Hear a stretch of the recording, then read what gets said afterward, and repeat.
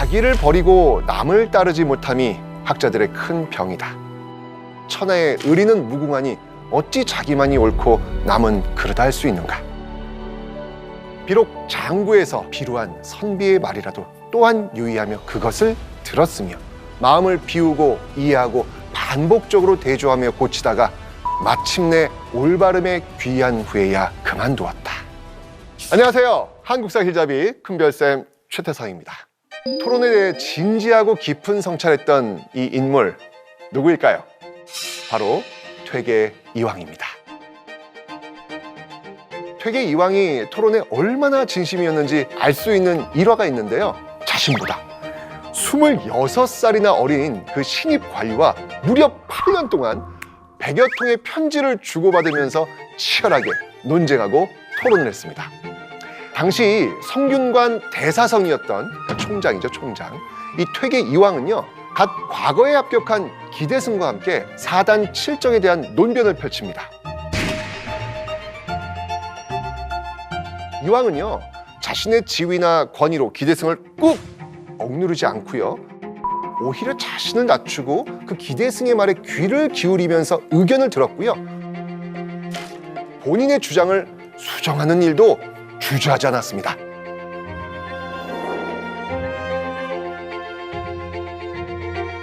대석학이었던 퇴계 이황이 자신보다 한참이나 어리고 어떻게 보면 급이 다르다 할 수 있는 이 기대승을 결코 무시하지 않고 자신과 논쟁을 할 수 있는 상대로 인정한 것입니다. 퇴계 이황이 토론의 중요성에 대해 강조했던 것처럼 오늘날 우리도 토론이 우리 삶에 얼마나 중요한 것인지 너무 잘 알고 있습니다. 자, 그렇다면 진정한 토론이란 무엇일까요? 토론 문화는 언제 시작되었고 역사 속에서 어떻게 발전해 왔을까요? 그리고 오늘날 우리에게 토론은 왜 필요한 것일까요? 토론의 역사, 사피엔스 스튜디오 역사 읽어드립니다에서 지금 바로 읽어드리겠습니다. 토론의 사전적 의미는요, 어떤 문제에 대하여 여러 사람이 각자의 의견을 내세워 그것의 정당함을 논함, 어떤 주제에 대해서 자신의 의견과 근거를 제시하면서 청중이나 판정자 혹은 상대 토론자를 설득하는 것이죠. 자, 이 토론 언제부터 시작했을까요? 자, 이걸 살펴보려면요, 아주 오래전으로 거슬러 올라가야 합니다. 고대 그리스 도시국가 아테네에서는요, 민주주의를 정치 체제로 택했고요, 정치, 경제, 사회, 법적 주요 사안에 대한 의사결정을 할 때 바로 토론 방식을 취했습니다. 시민들은 아고라라고 불리는 공간에서 자신의 견해를 자유롭게 주장했죠. 또 고대 그리스와 로마 문명은요, 토론을 학문의 한 분야로 인식했고요, 논쟁거리를 해결하는 수단으로 이용했습니다. 그래서 당시에는요, 토론을 가르치는 학원까지 널리 퍼져 있었습니다. 여기서 지적이고 관념적인 주제부터요, 현실적인 정치적 주제, 법정 토론에서 이기는 방법까지 토론과 관련된 다양한 형태의 교육을 했습니다. 자, 그렇다면 우리나라는 어떨까요? 삼국시대의 그 화백회의, 제가회의, 또 고려 때 불교 종파 간의 논쟁이나 또 이 척화파와 강화파의 토론, 10만 양병설에 대한 찬반 토론, 조선의 의정부 언관들의 활동, 와, 정말 곳곳에서 정책 결정 과정에서 이 토론 문화가 존재했다는 것을 확인할 수 있습니다. 또 이 토론이란 용어가 조선왕조실록의 330여 회, 승정원 일기의 1730여 회,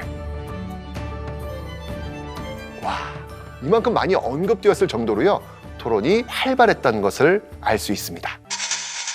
자, 그렇다면 현재 대표적인 토론 문화라 할 수 있는 이 TV 토론, 이거 언제 시작했을까요? TV 토론은요, 미디어 선거의 꽃이라 불리는데요, 세계 최초의 TV 토론, 바로 1960년 9월 26일 미국 전역에 전파를 타고 등장합니다. Good evening.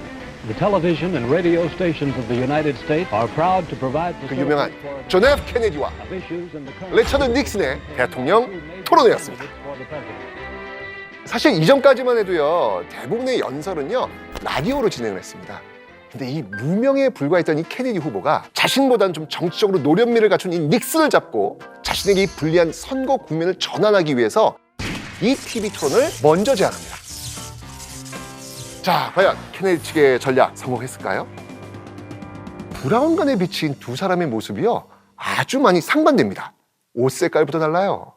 케네디는요, 검정색 정장과 파란색 셔츠를 입고 이 햇볕에 그을린 듯한 아주 건강한 얼굴로 젊고 건강한 이미지를 부각했고요. 카메라를 정면으로 응시하면서 자신감 있는 제스처와 친근한 화법으로 시청자들을 확 사로잡았습니다. 반면에 닉슨, 차분한 논리를 앞세워 토론을 이어갔지만 이 중간중간 땀을 훔치는 장면, I think that the reason that I voted against 도듬거리는 말투 때문에 감성과 이미지를 전파하는 TV를 통해서는 잘 먹히지 않았습니다. 정치 거물이었지만 회색 양복을 입은 닉슨은요, 케네디 옆에 있으니까 좀 늙고 허약해 보였고요. 땀을 흘리는 모습에서 불안하고 초조해하는 인상을 주게 되었던 것이죠.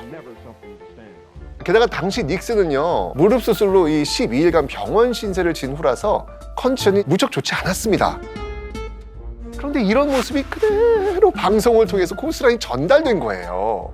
케네디는요, 뉴 미디어인 TV의 속성을 너무 잘 알고 있었습니다. 케네디는 어떻게 하면 효과적으로 이 시청자에게 어필할 수 있는지 철저히 분석했고요. 거기에 맞는 언어, 복장, 제스처, 이거 다 준비했기 때문에 미국인들의 시선을 단번에 사로잡을 수 있었던 겁니다. 자, 예를 들어서 당시 TV 토론이 진행되었던 스튜디오 배경, 회색 톤이었거든요. 자, 닉슨은 배경과 비슷한 색의 정장을 입어가지고 존재감이 크게 드러나지 않았어요. 반면에 케네디는요, 대비감이 아주 명확한 검정색 정장을 입어가지고 신뢰감을 높인 겁니다. 저 블랙, 핑크 다 고려하고 있는 겁니다. 토론회 내내 케네디는 닉슨에게 밀리지 않았고요. 그해 10월까지 총 4회에 걸쳐 이어진 양 후보의 TV 토론은요, 대선 결과에 아주 큰 영향을 미치게 됩니다. 당시 TV 토론회를 시청한 유권자는요, 미국 인구의 3분의 1 정도인 약 7천만 명이었는데요. 이 중 57%가 TV 토론이 누구에게 투표할지 결정하는 데 영향을 주었다. 이렇게 답합니다. 정치적으로 무명했던 케네디는요, TV 토론을 통해서 자신의 이미지를 쭉 끌어올린 데 성공하면서 미국 역사상 최연소 대통령이라는 타이틀을 얻게 된 겁니다. 이때 재미있는 정치 용어 생겨요. 감자칩 민주주의. 감자칩 먹으면서 TV 토론 시청하면서 정치에 참여하는 것, 이걸 비유한 게 바로 감자칩 민주주의입니다. 토론의 공정성과 공평성 문제로 16년간 진행되지 못했던 미국 TV 토론은요, 1976년 다시 개최됩니다.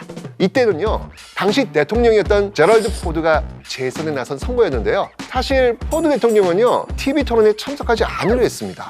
그런데 여론조사 결과가 이게 심상치 않은 거예요. 그래서 결국 이 포드 대통령은요, 여론을 뒤집기 위해서 TV 토론에 나가게 된 겁니다. 그런데 포드는 그 자리에서 말실수를 많이 하게 되면서 오히려 신뢰도가 더 떨어져가지고 재선에 실패하게 됩니다.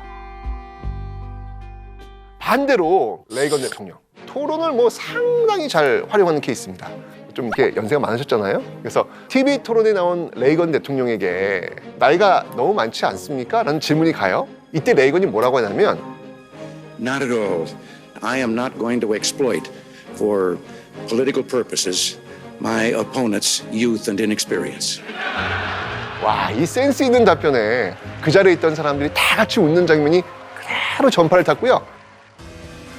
그 장면을 본 시청자들은 레이건 대통령에게 호감을 느꼈는지 토론 이후 인기가 상승하면서 재선에 성공하게 됩니다. 자, 이처럼 미국에서 TV 토론이 선거 결과에 결정적인 영향을 미치면서요, TV 토론은 강력한 선거 캠페인 수단이자 핵심이 되었고요. 이를 기점으로 세계 각국의 선거 방송 토론이 도입됩니다. 자, 그렇다면 우리나라는 언제부터 TV 토론회를 시작했을까요? 우리나라 역시 이 미국 TV 토론회의 영향을 받아가지고요, 1987년 대통령 직선제 도입에 맞춰가지고 토론회를 개최할 수 있도록 규정을 합니다. 이게 한 번에 이루어지면 참 좋을 텐데 이게 처음이잖아요. 세부적으로 맞춰야 될 거 얼마나 많겠습니까? 그해 12월에 실시된 제13대 대통령 선거에서는요, 참석 방식, 토론 방식 이런 걸 둘러싸고 후보자 간 합의가 이루어지지 않아요. 그래서 안타깝게도 결국은 토론회가 그때는 개최되지 못합니다. 이렇게 되니까 언론기관 단체가 자율적으로 후보자 대담 토론회를 개최하게 되는데요. 당시 그 언론인의 친목 모임이었던 관음클럽에서 선거 기간 전인 10월 30일에 제13대 대통령 선거 후보자를 초청해가지고 토론회를 개최했습니다.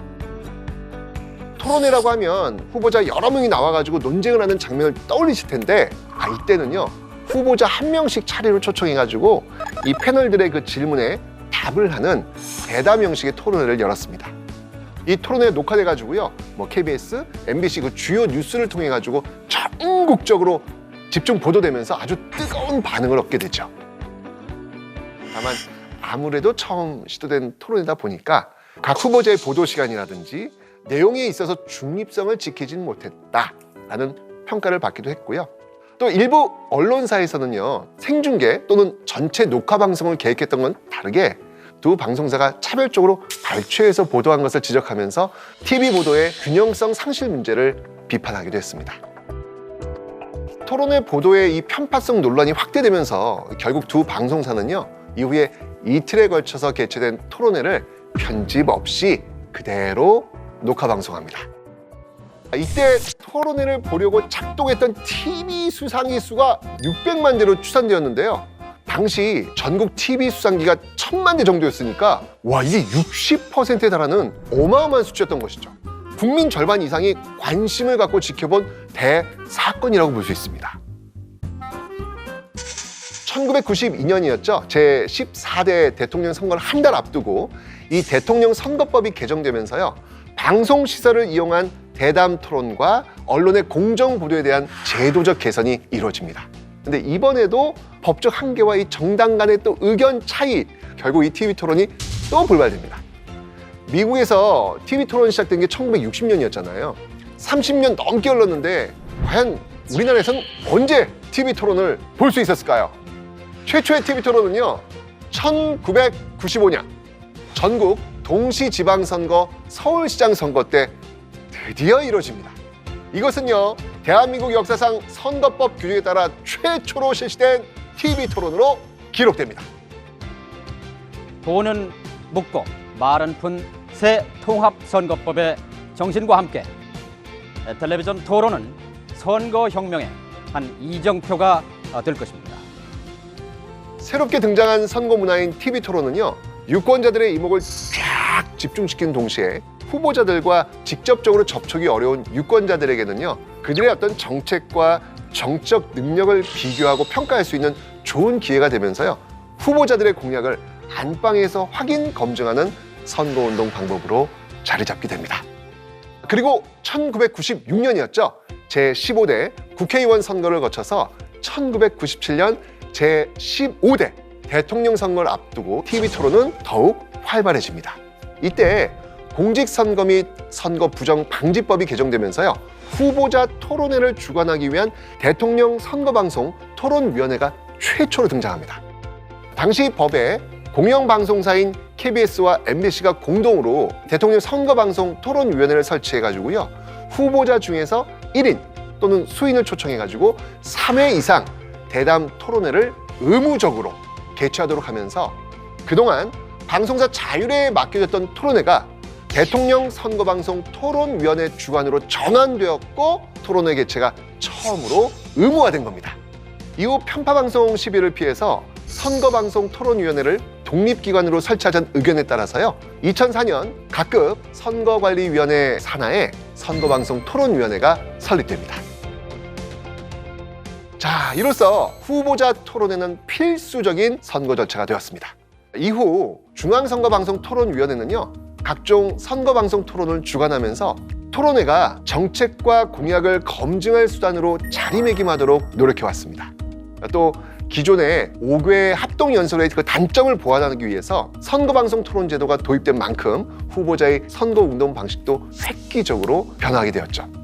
우리나라의 TV 토론이 자리를 잡기까지 오랜 시간과 여러 가지 시도가 필요했는데요. TV 토론 이전의 선거운동 어떤 모습이었을까요? 여러분 혹시 고무신 선거, 막걸리 선거, 운동장 선거 이런 거 들어보셨나요? 저는 기억합니다. 왜냐면 저도 갔기 때문에. 미디어가 발달하기 전에는요, 후보자가 유권자들을 만나려면 직접 찾아가는 방법밖에 없었습니다. 그래서 후보자와 정당은요, 대규모 청중을요, 운동장에 한꺼번에 모아놓고요, 직접 정당의 정책과 공약을 소개하고 자신의 정책 견해를 말하는 그런 방식을 취합니다. 이러면 어떤 현상이 발생할까요? 유세 현장에서 자신이 말하는 동안 얼마나 많은 청중이 모였는지 모두에게 보여지겠죠. 청중은 곧 지지 세력을 의미하는 거니까 지지 세력이 많다는 걸 과시하려고 의도적으로 청중을 동원하는 경우가 생깁니다. 더 많은 청중을 끌어들이기 위해서 선거에서 더 많은 표를 얻으려고 후보자와 정당은 유세 현장에 나오는 사람들한테 막걸리, 고무신 제공하게 되면서 그래서 고무신 선거, 막걸리 선거라는 말이 나오게 된 겁니다. 이런 방식은 사람을 많이 모아야 되기 때문에 돈 어떻게 될까요? 엄청 들어갈 수밖에 없었겠죠. 그리고 합동 연설을 하는 동안 지지자들 사이에서 충돌 일어날 수밖에 없습니다. 또 유권자에게 불법적으로 금품 제공량이 과태료 물리거든요. 결국 돈이 적게 들고 더 효율적인 선거운동이 필요하다고 느끼게 됩니다. 때문에 저비용, 고효율의 선거 시스템인 TV 토론회는요, 후보자와 유권자 모두에게 환영을 받게 된 겁니다. 자, 이처럼 선거방송 토론이 그 자리를 대신하게 되면서 운동장 선거, 막걸리 선거, 고무신 선거는 역사 속으로 사라지게 됩니다. 자, 그러면 TV 토론은 유권자에게 무엇이 좋을까요?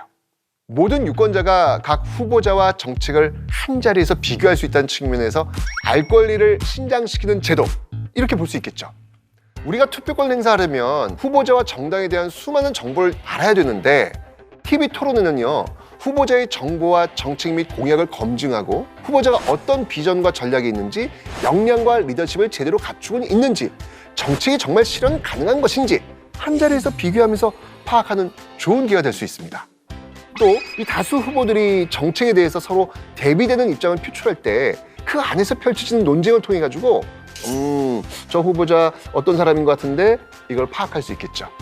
이거는 언론 보도라든지 또는 특정 후보의 입장만이 제시되는 공보물, 그리고 선거 운동 등에 비해 훨씬 더 다양하고 입체적인 정보를 제공하게 됩니다. 자, 그러면 TV 토론은 유권자에게만 좋은 것일까요? TV 토론은요, 후보자에게도 긍정적 효과가 있습니다. 후보자는요, 어떤 유세 현장보다 짧은 시간에 대규모의 유권자들에게 다른 후보자들과의 차별성을 부각시킬 수 있습니다. 인구 40만 명 도시라면 만약에 시청률이 3%가 나왔다. 3%도 무려 12,000명한테 자신을 홍보할 수 있는 그 기회를 얻은 겁니다. 엄청난 겁니다. 자, 그러면 이 TV 토론은 선거에 얼마나 효과적일까요? TV 토론의 효과를 분석한 결과요, 대통령 선거에서 유권자가 지지 후보를 결정할 때 SNS, 언론 보도와 더불어 TV 토론이 선택에 아주 중요한 영향을 미친다고 합니다. TV 토론을 시청하면요, 유권자들은요, 선거와 관련해 일어난 이슈를 학습하면서 지지 후보를 선택하거나 또 지지 후보에 대한 태도가 강화돼가지고 더 높은 투표 참여율을 보이게 되는 것이죠. 그러니까 정치에 관심이 없는 유권자들에게 선거에 관심을 갖게 하는 긍정적 효과까지 있겠죠. 뿐만 아니고요, TV 토론은요, 후보자들이 공정한 절차에 따라 토론을 진행하고 토론 결과에 존중하고 합의하는 과정을 거치기 때문에 민주시민의 자질을 강화하는 역할마저 합니다. 그리고 이 유권자들한테 정치 토론의 장을 마련해서 민주주의 정착에 도움을 주겠죠. 토론이 어렵다, 진입장벽이 높다, 뭐 이렇게 생각하시는 분들도 분명히 계실 거예요.